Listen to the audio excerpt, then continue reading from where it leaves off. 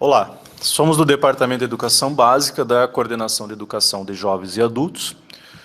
Meu nome é Ângelo, professor Edilson, professora Marli e professora Letícia. Nós somos os responsáveis pelos encaminhamentos referentes ao módulo 8 do curso de Gestão em Foco, que trata da gestão escolar da educação de jovens e adultos, aspectos legais e pedagógicos. Esta é a oferta 3. Tá? Então, os objetivos do módulo 8, o objetivo é apresentar os aspectos legais e pedagógicos que orientam a oferta da modalidade EJA, bem como destacar a importância do diretor escolar em promover a centralidade do educando nos processos de ensino e aprendizagem para contemplar a diversidade de perfis matriculados na educação de jovens e adultos. Para tanto, a organização deste módulo foi em dividir ele em 4 unidades principais. A primeira unidade, fundamentos conceituais e bases legais da educação de jovens e adultos. Quem vai tratar é a professora Marli. A diversidade, que é a segunda unidade, diversidade na EJA, valorizando os diferentes saberes, o professor Edilson vai dar os encaminhamentos. A terceira unidade, organização e funcionamento da educação de jovens e adultos no cotidiano escolar, a professora Letícia vai abordar o tema. E por último, os exames de EJA e de certificação, no qual eu mesmo vou fazer alguns comentários.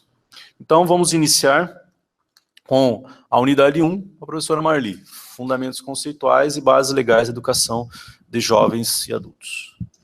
Olá, então nessa primeira unidade deste módulo, considerando que há diretores que já trabalham em instituições que ofertam a modalidade EJA, mas há também cursistas que trabalham e que dirigem escolas, né, que não ofertam a modalidade EJA. Nós buscamos nessa primeira unidade trazer as bases legais da EJA, mas centrando em alguns documentos, né, as resoluções do Conselho Nacional de Educação, que estabelecem as diretrizes nacionais da EJA e as operacionais, o parecer 11 de 2000, também do Conselho Nacional de Educação, a deliberação do Conselho Estadual de Educação, a deliberação 05 de 2010, e esses documentos, é claro, sempre em consonância com a Lei de Diretrizes e Bases da Educação, mais especificamente no seu artigo 37 e artigo 38, que tratam da modalidade. Para essa atividade dessa oferta, nós estamos propondo o fórum, que vai tratar do planejamento de ações para conter o abandono escolar. Então, aqui o que nós buscamos fazer foi, já que trouxemos essas legislações que eu falei há pouco, também um histórico da EJA, e vamos tratar de ações que possam conter o abandono escolar, uma vez que o abandono escolar ele é bastante significativo nessa modalidade, nós buscamos trazer, então, os princípios da EJA e as funções da EJA para que o diretor ele possa se concentrar mais nesses aspectos que podem reverter esses quadros de abandono. Tá?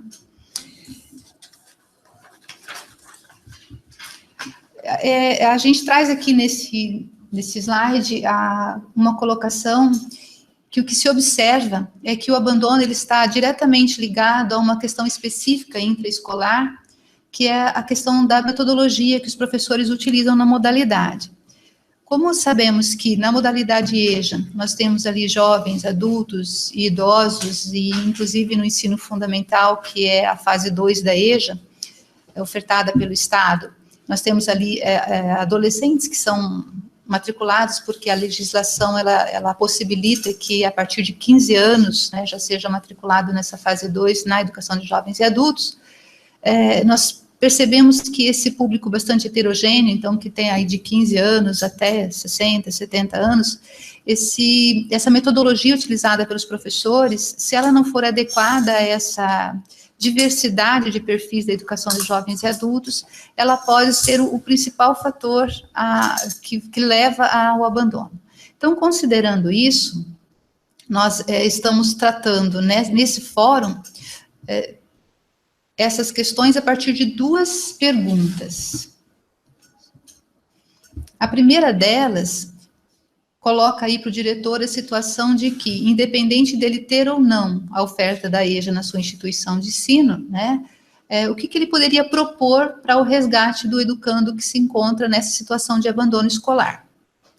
Na segunda, partindo da premissa que todo professor, né, precisa ter um planejamento pedagógico e a equipe gestora, ela está diretamente ligada ao acompanhamento, né, desse planejamento pedagógico, a gente pergunta aí qual poderia ser, né, ou qual deve ser o papel da direção e da equipe pedagógica quando se depara com alto índice de abandono escolar, relacionando isso à metodologia utilizada pelos professores das diferentes disciplinas ofertadas.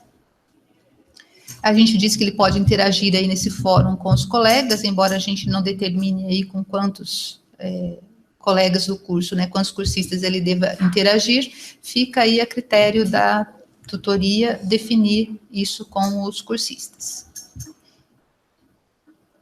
E o que a gente, então, orienta é que, para responder essas questões do fórum, a gente vai trabalhar, claro, com a leitura da unidade, né, que trata dessa base legal da EJA, mas, principalmente, os princípios da modalidade, certo? Então, nessa questão, nessa primeira questão, a gente espera que ele vá para o seguinte caminho, né, que ele perceba a importância dele, junto com a equipe pedagógica, acompanhar a frequência dos educandos, né, fazer contato com aqueles que estão afastados para saber qual o motivo, né, das ausências às aulas.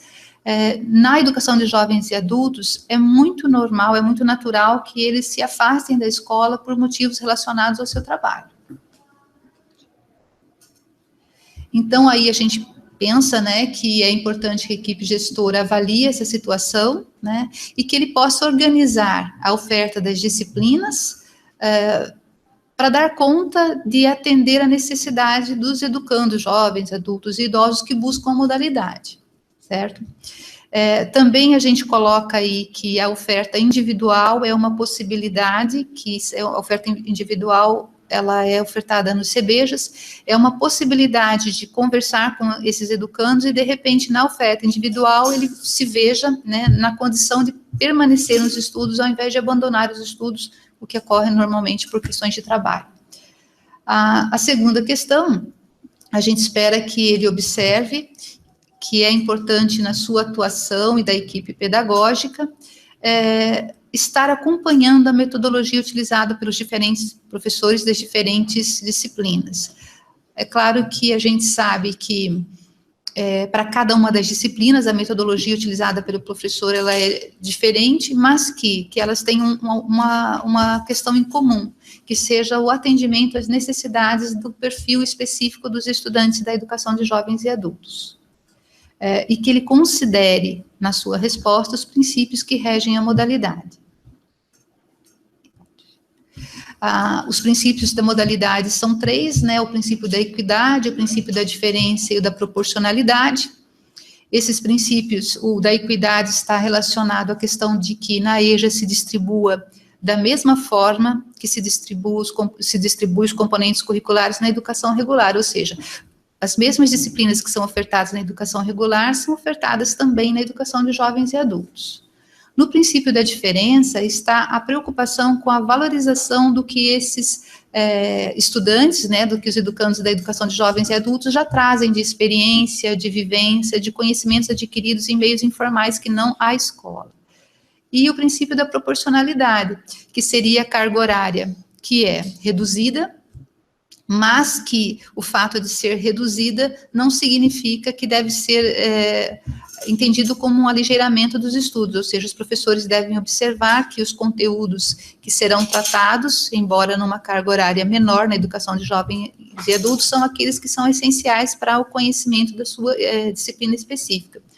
Tudo isso, então, vai ter que ser considerado na hora do professor preparar essas aulas e lançar mão de metodologias que deem conta de que esse estudante, esse educando, permaneça na escola e não se ausente de novo da educação formal. Então, a gente passa agora para a unidade 2.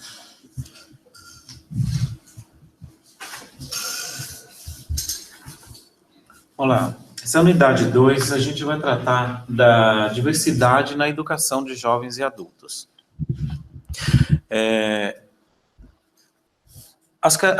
Os objetivos principais da unidade vai ser o quê? Identificar esse público-alvo da EJA, né, que é essa diversidade que compõe o público-alvo da EJA, conhecer as especificidades e particularidades desse público, né, as legislações que vão contemplar esse público, dada essa grande variedade, aplicar aspectos pedagógicos ou andragógicos específicos para essa modalidade, né, no ensino, a EJA para essa diversidade, tá? Essa unidade, ela foi produzida em 4 partes, né, 4 unidades, 4 capítulos.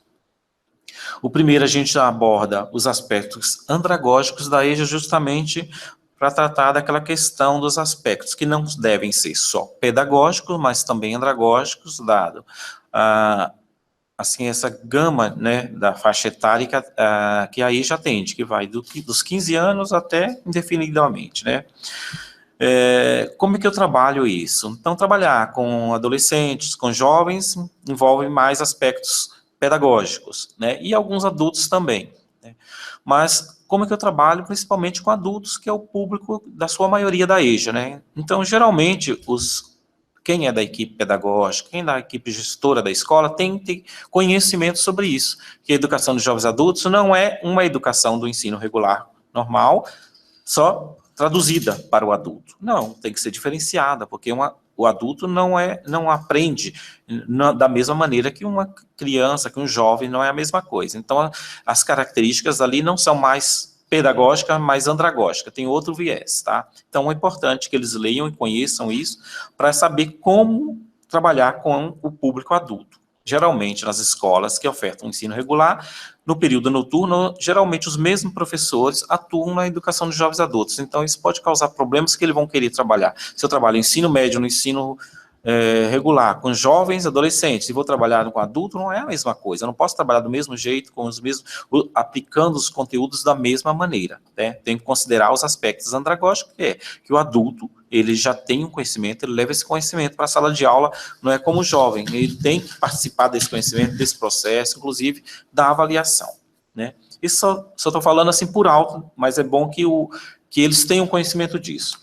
No segundo capítulo, vou trabalhar a questão do sujeito de uma forma geral. Quem são esses sujeitos? Quem são eles? Né? Qual é a especificidade desses educandos da EJA, né? E vamos destacar, principalmente, na diversidade da EJA, os povos das comunidades tradicionais, né, da EJA, que vai envolver quilombolas, indígenas, povos de itinerância, como ciganos, né, os catadores, nos centros urbanos, também itinerância lá, os que trabalham nas colheitas, né, no corte de cana e outras pessoas assim, que a gente ainda tem no nosso estado, que ele tem esse perfil agrícola, né, então tem muita gente que vive assim, mudando de lugares para fazer colheitas de laranja, para fazer corte de cana, ainda tem pessoal que trabalha com cipozeiros, pessoal que trabalha na pesca, então, todas essas especificidades, elas vão ser trabalhadas ali, e alertando para o gestor que ele tem que estar atento, não só à legislação que rege lá a educação de jovens adultos, mas as legislações que garantem o atendimento educacional a esse grupo, né? Então, para comunidade quilombola, para os povos quilombolas, nós temos diretrizes estaduais, tem legislações nacionais específicas. Para o indígena, tem legislação específica. Para o acampado, para o sem terra, para o povo do campo, da reforma agrária, todo esse pessoal tem legislações para atendimento específico, né? Tem escolas, inclusive itinerantes, né? A mesma coisa para os ciganos, e assim por diante. Além desse grupo, né, nós temos também nós vamos abordar aqui também as questões de legislações de atendimento específico do adolescente e do jovem na socioeducação, em cumprimento de medida socioeducativa, e do adulto que está privado de liberdade no sistema prisional, então, seja ele interno ou ele egresso, quando ele sai dali também, né? Como é que faz, como é que a EJA atende esse público, tá? No caso da socioeducação no sistema prisional, a modalidade de educação de jovens e adultos, ela já é, por lei, aquela que tem que ser ofertada, quando internos. Mas ele pode sair dali e dar continuidade de uma outra forma, tá?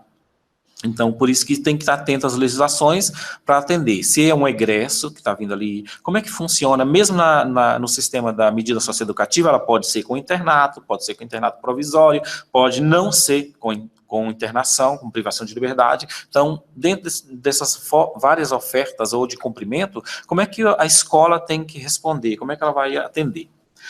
No capítulo 4, eu vou ter os desafios contemporâneos da educação dos jovens adultos, que vai trabalhar com a juvenilização da educação dos jovens adultos. Aí a gente vai trabalhar a questão que as escolas, principalmente do ensino regular, têm feito muito com a questão da defasagem idade-ano, que é criar uma rotina de, digamos assim, utilizar, entre aspas, empurrar para a educação de jovens adultos aqueles alunos indesejados, aqueles que causam conflitos na escola, que é a idade, que estão em repetência, né?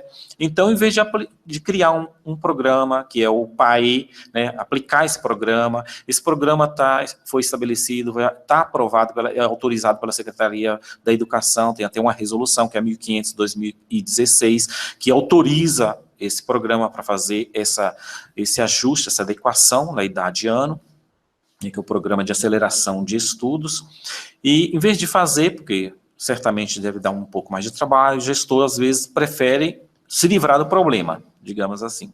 Mas esse se livrar do problema é momentâneo, porque ao jogar o aluno, um jovem de 15 anos, numa sala de adultos que tem 30, 40 anos, ele vai criar um outro problema, vai criar um conflito geracional ali dentro. Então, é desse problema, dessa situação, né, que nós chamamos de juvenilização da EJA, que a gente trata nesse capítulo do 4, né? E o outro aspecto é a questão da educação para migrantes, refugiados e apátridas. Esse especificamente que eu vou detalhar um pouquinho mais, porque é dele que vai sair a tarefa para os cursistas, tá? Tem que considerar que fazendo uma distinção breve do que é, para que vocês entendam do que se trata e por que essa tarefa porque 3 categorias, né? O migrante, o refugiado e o apátrida. O migrante é aquela pessoa que sai do seu país, né, por um tempo determinado, procurando outros meios de melhorar a sua vida, e pode ser definitivamente ou por um prazo só, né? Geralmente por questões econômicas, né? Geralmente acontece muito isso. Recentemente a gente está tendo muito isso no país, né? Principalmente questões financeiras, por exemplo, na Venezuela, Bolívia, né, alguns países aqui vizinhos ao Brasil. Então, a gente está recebendo muito casos assim de migração, nesse sentido. Mas a migração no estado do Paraná já é histórica, né? No início do século XX a gente teve alemães, japoneses, e começaram a fazer parte desse grupo étnico da população paranaense, então já não é uma novidade, né? Historicamente não é novidade no estado. Mas, recentemente, nós temos um boom, né, digamos assim, nesse sentido, dadas o que está acontecendo no mundo por várias questões, né, de movimentações populacionais gerados por crises econômicas, por conflitos armados e outras coisas. Então, a gente tem que estar muito atento dessas populações que estão chegando no estado e como é que a gente faz para atender esse público. O primeiro ponto, né, especificando mais, né, no caso dos refugiados, é a pessoa que sai do país não porque ela não quer mudar de país, mas ela é obrigada a sair, né, para escapar desses conflitos, né, de catástrofes naturais, pode ser, ou econômicas. No caso, no estado, nós recebemos bastante haitianos. Então, nós temos, provavelmente, em várias cidades do Paraná, que recebeu, nos últimos anos, haitianos, por causa do que aconteceu lá. E também recebemos, na questão de conflito armado, recentemente, os sírios e de Uganda, na África, né? Então, a gente pode ver que esses conflitos que envolvem conflitos armados, geralmente têm relação ou com conflitos religiosos, étnico ou político, né? E o apátrida, apátrida, que é aquela pessoa que não tem uma nação, não tem um país, não tem uma nacionalidade, mas é um povo, né? Aí a gente vai ter, no caso, como, vou citar como exemplo lá no caso, palestinos, que é um povo, tem uma cultura própria, mas mora em Israel, que é um outro país, que é um outro povo. Os curdos, que moram no norte do Iraque, entre o Iraque e a Turquia, é um povo com sua cultura toda, mas não tem uma pátria, é um país próprio dele, considerado como nacionalidade, mas é um povo específico. Então, são pessoas destituídas de uma nacionalidade, de uma cidadania, por motivos de reconhecimento, digamos assim, né? Esse tipo de público, ele se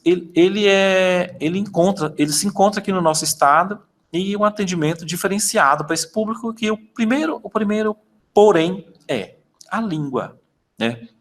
Então, como vocês podem perceber, e pelo que eu citei aqui, desses grupos que chegaram, então, são pessoas que vieram de outros países, com idiomas diferentes, que não falam o nosso idioma, com culturas diferentes, então, é muito difícil para essas pessoas, tá? E fora estar num outro país, numa cultura diferente, com a língua diferente, eles ainda encontram, então, resistência da própria população local, né? Que é estereótipos, preconceitos, e chegando até a xenofobia, que é essa aversão ao estrangeiro, gerando, inclusive, violências, né? Então, nós não podemos, enquanto educadores, aceitar esse tipo de coisa. Então, nós temos que incluir isso na educação, né, tratando desses temas no dia a dia da escola, nas disciplinas, incluindo para tema, para discussões, para conhecimento, e a inclusão também dessas pessoas, né, dos jovens, das crianças e dos adultos, principalmente na educação de jovens e adultos, tá? Na tarefa que nós vamos trabalhar, neste caso, eu abordo sobre todo o processo, falo das legislações, dos conselhos estaduais de direitos do migrante lá no tema, mas a tarefa ela vai buscar elementos, principalmente, para responder, não no nosso módulo, que é o módulo 8 da educação de jovens e adultos. Vai ter ali alguma coisa, mas como já havia sido feito um capítulo em um outro módulo que trata especificamente do estrangeiro, eu fui buscar lá os subsídios. Então, quem fez o módulo 7, que é Gestão Escolar e Legislação Educacional, esse cursista vai se lembrar desse capítulo, que fica na unidade 4, tá? Dentro dessa unidade 4 tem um capítulo chamado Estudante oriundos de outros países, equivalência e revalidação de estudos, tá? Para estudos realizados no estrangeiro. Então, eles vão lembrar disso. Mas para quem não fez, ele vai ter que consultar, que está disponível também lá no portal da Secretaria, no Gestão em Foco, ele vai ter que entrar no módulo 7, tá? Que é o módulo Gestão Escolar e Legislação Educacional. Eu acredito que todo gestor vá fazer esse módulo, porque se trata de toda a legislação, né, educacional. Então, eu acredito que todos vocês, se não fizeram, vão fazer esse módulo. Então, vão ter que entrar nesse módulo, nessa unidade 4, para encontrar subsídios para responder aquilo que vai ser proposto. A atividade, ela é uma tarefa, não é fórum, tá? É uma tarefa que você vai ter que postar. Então, para fazer essa tarefa, você vai ter que entrar num link disponível lá, que a gente vai estar disponível para você, no arquivo chamado modelo de tarefa, tá? E tem que ficar, então, atento, né? O cursista vai ter que ficar atento às normas de formatação contidas ali, né? O que tem que fazer, qual formatação, deve ter uma página que ele preencher, com cabeçalho, tudo direitinho, e postar aquilo lá, aquela tarefa, tá bom? Qual a pergunta principal dessa tarefa que ele vai ter que responder? Se chegou lá na escola com esse número de pessoas refugiadas, ou imigração, ou a pátrida, né? Como é que ele vai fazer, e se ele está solicitando a matrícula, o que ele tem que fazer? Principalmente considerando a questão do domínio da língua portuguesa. E pode acontecer que muitos deles que vieram, vamos pensar no caso da Síria, que está fugindo da guerra correndo, não deu tempo de ficar pedindo transferência de escola, que nem sabe se a escola existe mais. Foi bombardeada a cidade inteira, a pessoa chegou aqui sem nada, sem documento, sem documentação escolar, sem nada.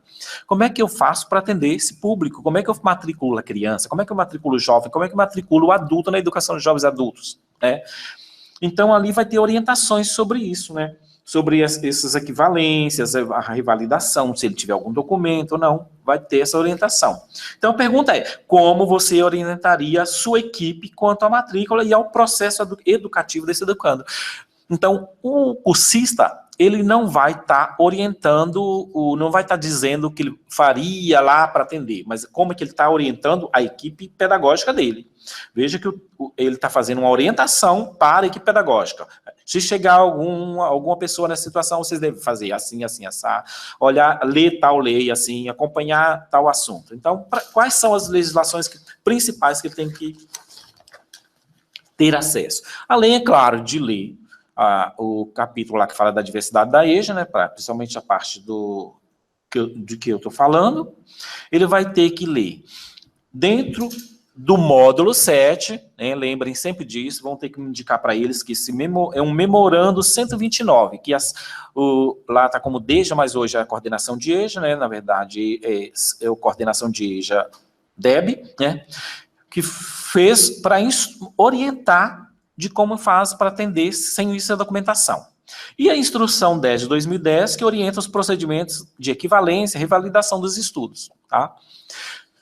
Se ele não encontrar nenhuma dessas situações, ele pode também solicitar a própria coordenação por e-mail, como é que, se tem mais alguma coisa mais atual, ou a equipe de legislação educacional, que vai orientar, porque está atendendo a equipe de legislação, tem pessoas responsáveis por atendimento a esses migrantes, tá?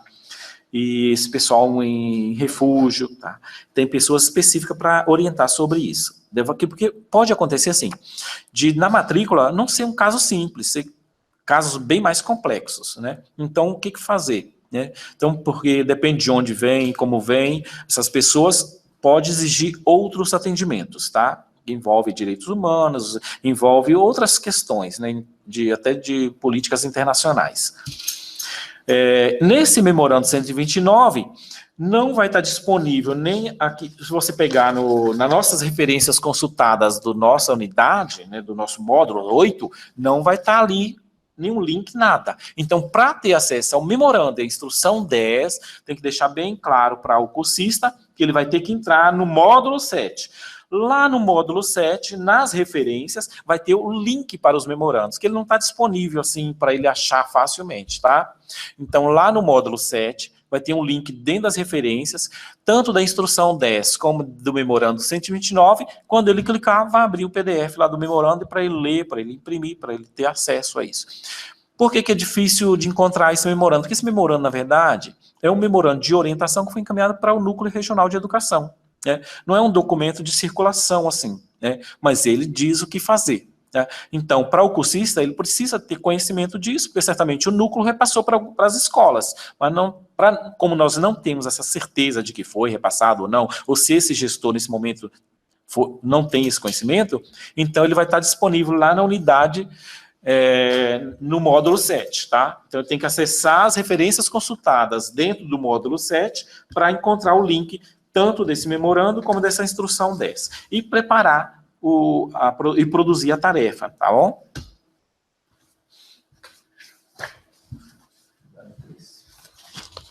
Olá, nessa unidade 3, nós já sabemos que é para saber conhecer a proposta pedagógica e a organização da EJA, né? Então, além de conhecer bem esta proposta, ele tem que saber como que ele vai ofertar a EJA em sua instituição de ensino. Então,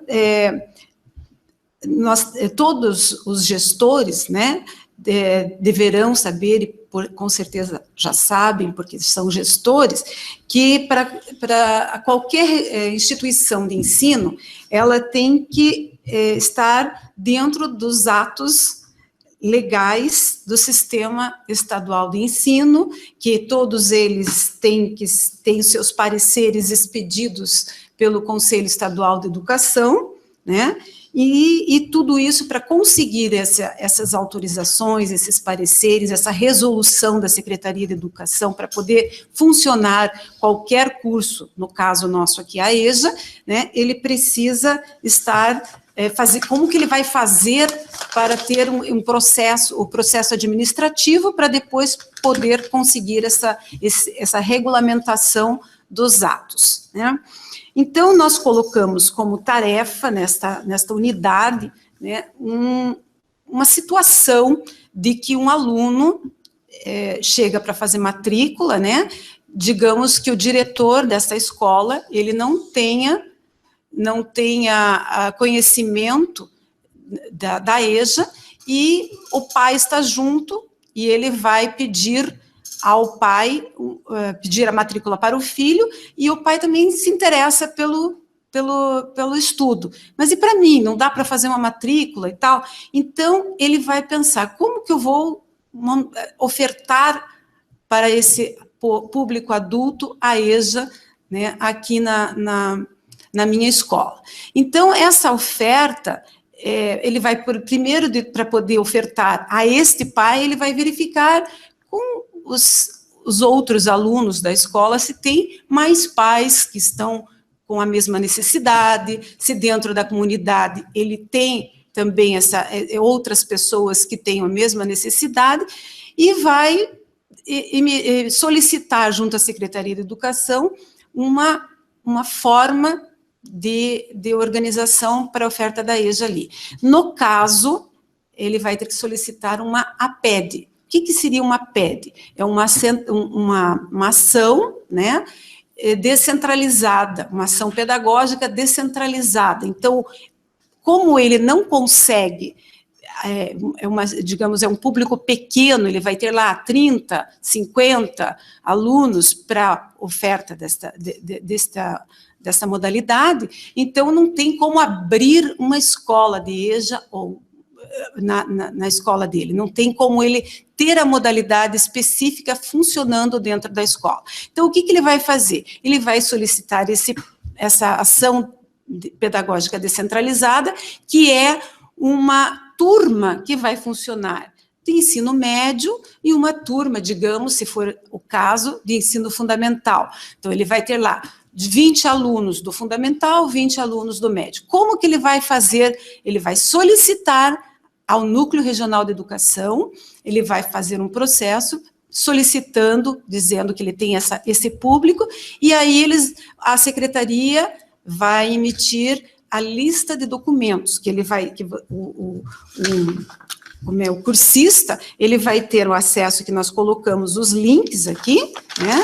Ou como que ele vai fazer, baseado na deliberação 313, baseado na 510, 313 é para organização, regulamentação da EJA, e a 510 é como funciona a EJA no estado do Paraná. E ainda a 1416, que é a instrução da APED, como que vai funcionar essa APED. Então, ele vai ter que ter toda essa documentação, né, para poder ter esse funcionamento dessas turmas na escola dele. Então, ele vai atender o público com essa ação pedagógica descentralizada, sem ter exatamente ele ser o gestor da EJA. Ele vai só ceder o espaço, e esse espaço vai ser utilizado para a comunidade dele, mas ser regimentado pela uma outra escola que já tem a EJA. Então, ali ele vai ter todo esse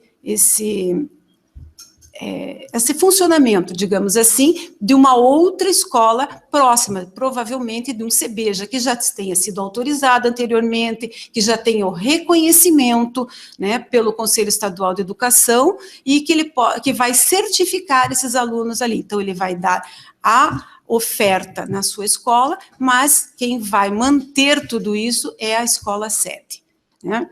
Então, essa é a nossa atividade dessa unidade 3 aqui no momento, para o que está pedido nessa atividade, que é quando a comunidade está precisando desta oferta e não tem. Então, ele vai, se mais tarde ele tiver muitos alunos, ele pode se tornar uma escola de EJA, mas no momento, no princípio, ele vai ter que ser uma ação pedagógica descentralizada. Se houver mais alguma informação, nós estamos lá na nossa coordenação para fornecer essas informações. Ok. Muito bem, chegamos na unidade 4, exames de certificação, né, exames de EJA de certificação, onde os objetivos desta unidade são conhecer os documentos normativos e as formas possíveis de aproveitamento referentes aos exames de certificação, bem como orientar os educandos de forma correta quanto às possibilidades de certificação para o ensino fundamental e ensino médio. Então veja que a EJA tem uma diversidade já desde a sua estruturação, partindo aí para a questão das diversidades, né, seja ela de crenças e tudo mais. O Edilson abordou aí a questão dos temas aí dos apátridas, inclusive. Tem a diferenciação também da oferta, podendo ser uma escola de EJA, um CBEJA ou até mesmo uma PED. E dentro dos exames de certificação nós temos também uma diversidade grande, não de oferta do exame, temos basicamente os exames de EJA e o ENSEJA, mas a forma como você combina esses exames aí para o aluno obter a certificação. A demanda de exames de EJA é uma demanda bem grande, é uma procura muito grande na secretaria, nos núcleos, nas escolas, e é importante que o diretor, seja de uma escola de EJA, de um CBEJA, ou de uma escola que não oferta EJA, tenha pleno conhecimento das possibilidades de certificação, para que ele possa orientar, eventualmente, ou a sua equipe, orientar os alunos, os estudantes, os educandos que procuram essa escola, às vezes com um certificado parcial do Enem, que o Enem certificava até 2016, né, o ensino médio, agora é o ENSEJA, ou este aluno que está fazendo escola de EJA e falta lá algumas matérias para ele terminar, ele quer fazer por exame.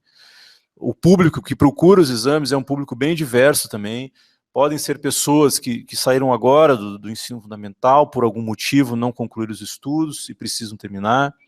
Ou pode ser uma pessoa que, na época dela, lá, 20 anos atrás, não tinha tempo de estudar e continua não tendo tempo de frequentar a escola, seja ela regular ou de EJA, e que precisa terminar o ensino fundamental ou o ensino médio. Como que ela vai terminar? Mediante a realização de exames. Então, é uma diversidade grande de possibilidades e de pessoas também que procuram os exames. Com base nisso, foi previsto aí um fórum, planejamento de ações de divulgação dos exames. No texto, né, exames de EJA de certificação, que dá subsídio aí a essa unidade, você viu que os exames de certificação, exames de EJA, online e ENSEJA, são uma opção para pessoas que não terminaram o ensino fundamental e médio. Uma opção, não é? A partir da leitura do texto da unidade e das informações contidas no portal Dia a Dia Educação, sobre os exames estaduais e no site do INEP sobre o ENSEJA, responda neste fórum as seguintes questões. Primeira delas, em que contexto educacional a sua comunidade escolar está inserida? Qual o nível de escolaridade das pessoas que trabalham na escola? Qual o nível de escolaridade dos pais e responsáveis dos estudantes, né? Segundo, descreva como você, diretor, faz ou fará a divulgação dos exames de certificação. Exames de EJA online, ENSEJA e o Enem até 2016, como eu já falei. Como que ele fará a divulgação para a comunidade escolar e entorno, considerando a realidade da instituição em que atua, tá?